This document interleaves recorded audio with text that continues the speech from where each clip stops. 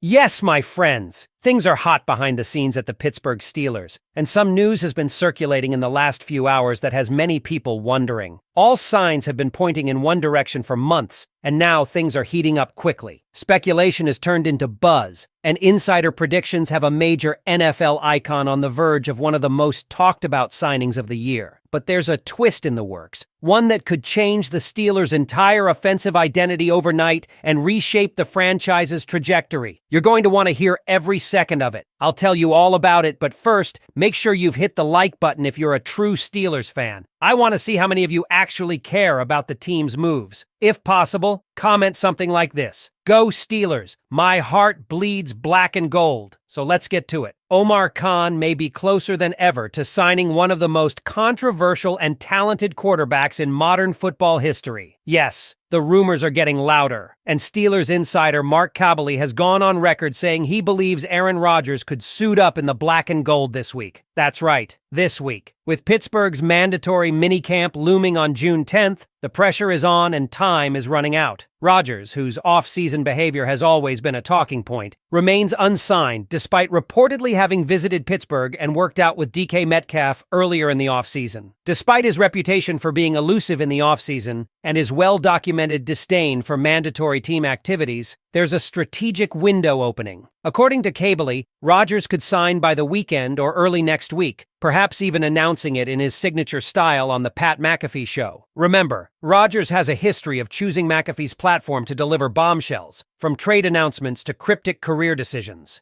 But why now? Two reasons. First, the Steelers are keen to get the inevitable media circus out of the way before training camp kicks off at St. Vincent College in Latrobe on July 24th. The hope is to contain the frenzy during minicamp, where media attention is high but the stakes are lower. Second, the team expects full attendance at minicamp. If Rodgers were to skip, it could sour the locker room dynamics, with veterans questioning his commitment and the precedent it sets. Still, don't be surprised if Rodgers plays the waiting game. Given his past comments on the unnecessary nature of off-season workouts, he might intentionally delay signing until after minicamp to avoid fines, as he did with the Jets last season. And honestly, he's got a point. The installs happening at OTAs and minicamps are basic, repeated again at training camp anyway. For a 41-year-old four-time MVP, skipping these early reps isn't necessarily a setback. And when you stack Rodgers up against the Steelers' current QB room, Mason Rudolph, Will Howard, plus fading options like Kirk Cousins, the gap is stark. Cousins, while an experienced starter, carries a hefty price tag and would require draft capital to acquire. In contrast, Rodgers is reportedly willing to play for just $10 million.